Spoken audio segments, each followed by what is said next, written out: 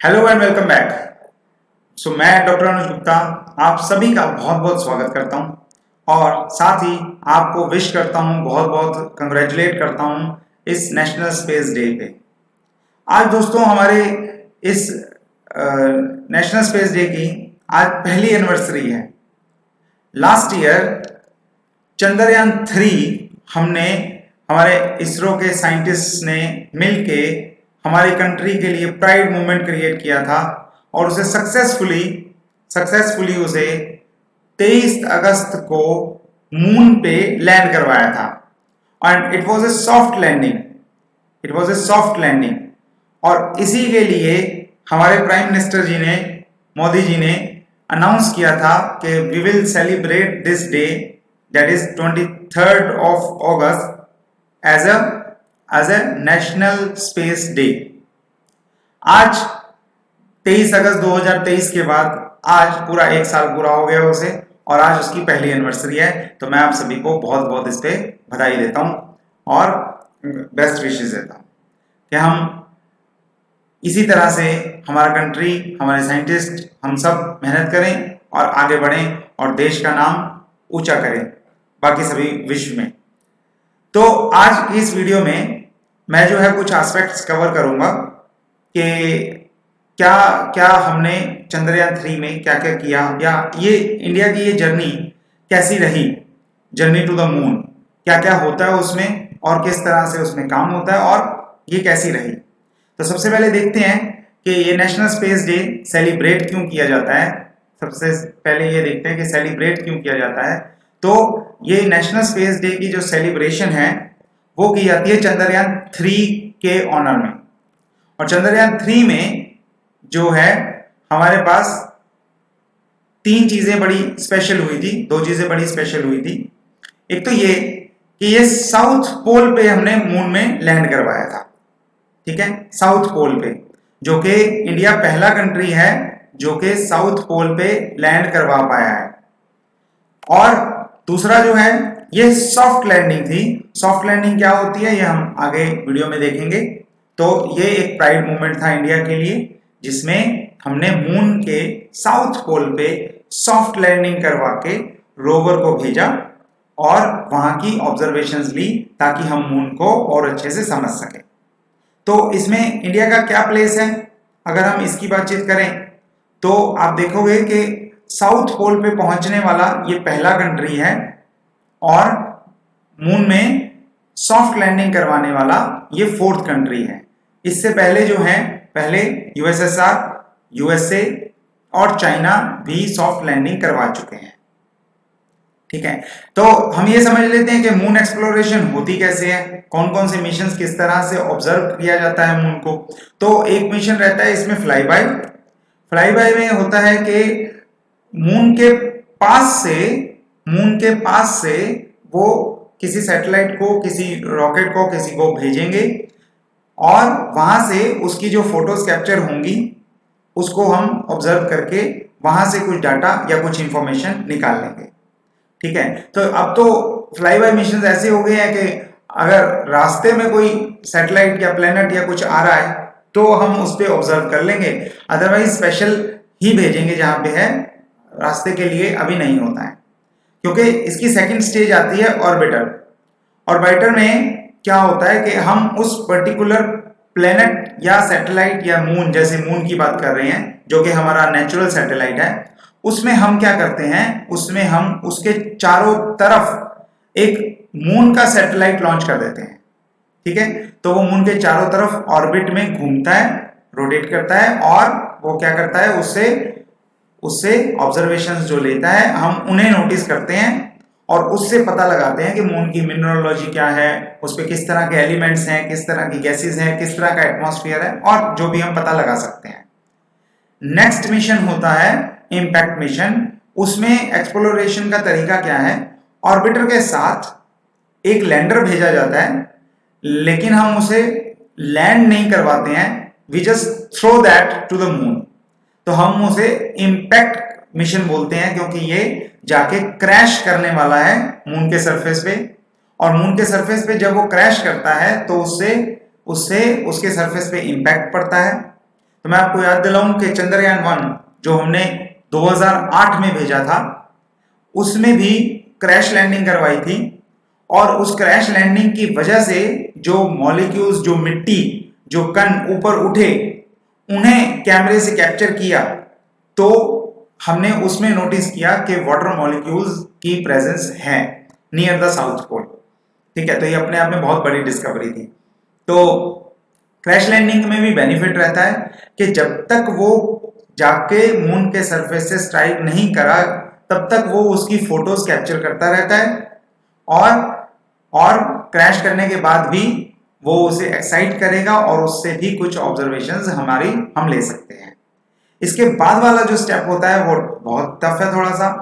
वो soft landing है कि अब आपने लैंडर को अब थ्रो नहीं करना है, क्रैश नहीं करवाना है, बल्कि उसे प्यार से, होले से उतारना है ताकि वो वहां पे जाके वहां पे रीडिंग ले सके। और उसी लैंडर में हम एक रोवर, यानी कि एक ऐसा रोबोट रख देते हैं जो कि उसके सरफेस पे बाहर निकल के उसके सरफेस पे मूवमेंट करता है और वहां से कुछ रीडिंग्स लेता है, कुछ सैंपल्स का डाटा भेजता है, कुछ लेजर स्पेक्ट्रोस्कोपी करता है। किसी भी तरह का पेलोड हम उस पर लगा सकते हैं, इंस्ट्रूमेंट हम उस पर लगा सकते हैं, जिसकी हेल्प से हम सारी रीडिंग्स लेंगे। ओके, तो यहाँ पे ये जो स्टेप है ये बहुत इंपॉर्टेंट है। सॉफ्ट लैंडिंग करवा के, रोवर भेज के उससे रीडिंग लेना, ऑब्जर्वेशंस लेना और उससे स्टडी करना, जो कि बहुत हेल्पफुल रहता है हायर स्टडीज के लिए। तो वो हम यहाँ तक कर चुके हैं। लास्ट एक मिशन में इसमें एक और जो नेक्स्ट स्टेप हो सकता है वो है कि ह्यूमन को भेज दिया जाए वहां पे। लेकिन ह्यूमंस को भेजना ऐसा नहीं है कि वहां छोड़ दिया और खत्म हो गया काम, उन्हें वापस भी लेके आना होगा। और ये काम अभी तक सिर्फ यूएसए ही कर पाया है, बल्कि ऊपर वाले काम में हम सॉफ्ट लैंडिंग और रोवर्स तक हम पहुंच चुके हैं। यहीं पे पहुंचने के हमारे सेलिब्रेशन की यही वजह है कि हम नेशनल स्पेस डे मनाते हैं। चंद्रयान 3 में हमने ये काम किया था और हम 4th कंट्री बन गए थे दुनिया के। और इसी में इस जर्नी की अगर मैं बात करूं तो मून मिशंस में इंडिया कहां पे है उसकी बात करते हैं। तो सबसे पहले आता है चंद्रयान 1। चंद्रयान 1 सबसे पहले हमने भेजा था 2008 में, और ये अपने आप में एक बड़ी सक्सेस थी। इसकी एक ड्रास्टिक, एक सिग्निफिकेंट इसमें जो हमारी सक्सेस थी वो थी discovery of water molecules on the lunar surface. तो मैंने जैसे अभी बताया कि जो हमने क्रैश लैंडिंग करवाई, वो जाके सीधा साइंटिस्ट ने जो रीडिंग्स ली वहां से मॉलिक्यूल्स, मिट्टी के मॉलिक्यूल्स उठे और उनकी रीडिंग्स ली, जिसमें कैमरा जो लगा हुआ था, दैट सैटेलाइट जो लगा हुआ था वो that was by installed by NASA, उसका था, लेकिन पूरा मिशन हमारा था। और वहां पे उन्होंने उससे स्पेक्ट्रोमेट्री से चेक किया कि water molecules are present in that near the south pole. और यही एक ड्रास्टिक चेंज था जिसकी वजह से, एक ड्रास्टिक डिस्कवरी थी जिसकी वजह से बाकी सभी कंट्रीज भी पीछे पड़ गए मून के। वो भी ऑब्जर्वेशंस जो है, मून का एक्सप्लोरेशन जो है वो और ज्यादा सिग्निफिकेंटली इंक्रीज हो गया। अदरवाइज काफी टाइम से हम मून को स्टडी नहीं कर रहे थे, बहुत सारी स्पेस एजेंसीज मून को स्टडी नहीं कर रही थी। और इसके बाद ही हमने ये भी फोकस किया कि साउथ पोल जो कि अभी तक एक्सप्लोर नहीं हुआ था, उसको टारगेट बनाया। उसको टारगेट बना के हमने आगे देखा कि अगली बार जो है चंद्रयान 2 जो है वो हम भेजेंगे, तो कौन से पोल पे टारगेट करेंगे उसे, चंद्रयान 2 को हम साउथ पोल पे टारगेट करेंगे। इसके बारे में क्या किया हमने कि क्रैश लैंडिंग की जगह हमने ऑर्बिटर को भेजा। ऑर्बिटर के साथ साथ हमने एक उसमें पेलोड्स लगा के लैंडर और रोवर को भेजा, जो ऐसे मूवमेंट के बाद जब मून के ऑर्बिट में फिक्स हो जाएगा तो वहां से एक लैंडर को लैंड करवाया जाएगा मून के सरफेस पे, जो कि वहां जाके ऑब्जर्वेशंस लेगा। लेकिन अनफॉर्चुनेटली ये मिशन पार्शियली सक्सेसफुल हुआ, फुली सक्सेसफुल नहीं हुआ। उसकी वजह थी कि हमने जो कांटेक्ट था विक्रम लैंडर के साथ वो खो दिया था, कम्युनिकेशन गैप आ गया था, कम्युनिकेशन में कुछ प्रॉब्लम आ गया था, टेक्निकल ग्लिच था, कुछ एक एस्पेक्ट्स थे जिनकी वजह से वो सक्सेसफुल नहीं हुआ। तो इसमें विक्रम लैंडर नाम था, जो विक्रम साराभाई के नाम पे रखा गया था, which was the founder of ISRO in 1969, जो एस्टेब्लिश किया था उन्होंने। और प्रज्ञान जो होता है वो एक संस्कृत का वर्ड है, उसका मतलब होता है विजडम। तो उसके लिए वो रोवर, एक ऐसा रोबोट उन्होंने इंस्टॉल किया था इसमें कि वो क्या करेगा, वहां पे जाके ऑब्जर्वेशंस लेगा।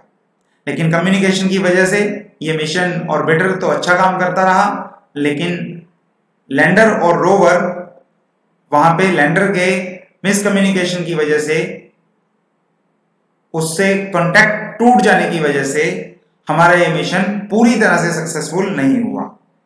लेकिन ठीक है, हर कमी को इम्प्रूव करने की इम्प्रूवमेंट का एक स्कोप होता है उसमें, और इम्प्रूवमेंट के साथ ही हम अगली बार फिर से आगे बढ़ते हैं। ऐसे ही जिंदगी चलती है। तो हमने सभी ने, इसरो के साइंटिस्ट ने सभी ने वर्क किया, जिन्होंने, उन सभी लोगों ने बहुत मेहनत की थी। 2008 के बाद चंद्रयान 2 जो है 2019 में आया था, 2019 में, मतलब 11 साल इतने सारे लोग इसरो के साइंटिस्ट लगे रहे, बहुत मेहनत की उन्होंने और इस मिशन को अंजाम दिया, जिसमें कुछ हद तक सफलता भी पाई, सक्सेसफुल भी हुए। और इसकी गलतियों से कुछ, या गलतियां ना कहूं, जो कमियां रही, जो भी चीजें हुई, जो टेक्निकल प्रॉब्लम्स हुई, उनको इम्प्रूवमेंट के लिए उन्होंने कुछ लेसन सीखे और उसे फिर से नेक्स्ट ईयर इंप्रूव करके नेक्स्ट टाइम चंद्रयान 3 में लॉन्च किया।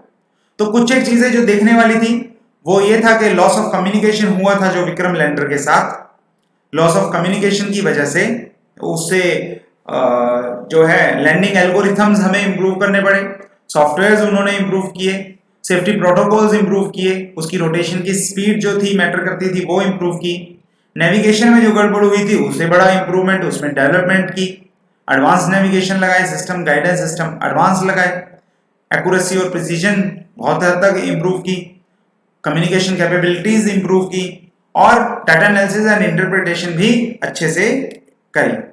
तो ये सब करने के बाद फाइनली 4 साल के बाद फिर से इसरो के साइंटिस्ट ने लॉन्च किया चंद्रयान 3 को, which was a major success. क्या क्या सक्सेस थी उसमें? पहली बात कि जैसे मैंने पहले बताया कि साउथ पोल पे पहुंचने वाला इंडिया पहला कंट्री बन गया यहां पे इसको लैंड करवाने के बाद। अभी तक साउथ पोल बहुत ज्यादा कंट्रीज ने एक्सप्लोर नहीं किया है, कोई पहुंच नहीं पाया, सॉफ्ट लैंडिंग वहां पे किसी ने नहीं करवाई है, and we are the first one, so we must be proud of that thing. और सॉफ्ट लैंडिंग भी करवाने में हम सक्सेसफुल रहे, जो कि आज तक सिर्फ 3 और कंट्रीज कर पाई। तो we also be proud on that thing कि हमारे साइंटिस्ट इतनी मेहनत करके इतना सक्सेसफुली उसे कर रहे हैं। तो मैं सभी भाइयों को, दोस्तों को, सभी देशवासियों को, सभी को बधाई देता हूं और उम्मीद करता हूं कि आगे से भी ऐसे ही अच्छा काम करते रहेंगे और हम अगले मिशंस में भी सक्सेसफुली कामयाबी करेंगे। और नेशनल स्पेस डे पे होपफुली कि हर बार, हर नेशनल स्पेस डे पे हम कुछ ना कुछ नया और करते रहें। शुक्रिया, मिलते हैं अगली वीडियो में अगली कुछ काम की इंफॉर्मेटिव जानकारी के साथ, आपके लिए जो हेल्पफुल हो, आपको नॉलेज दे कुछ, उसके साथ हम अगली क्लास में फिर से मिलेंगे। शुक्रिया।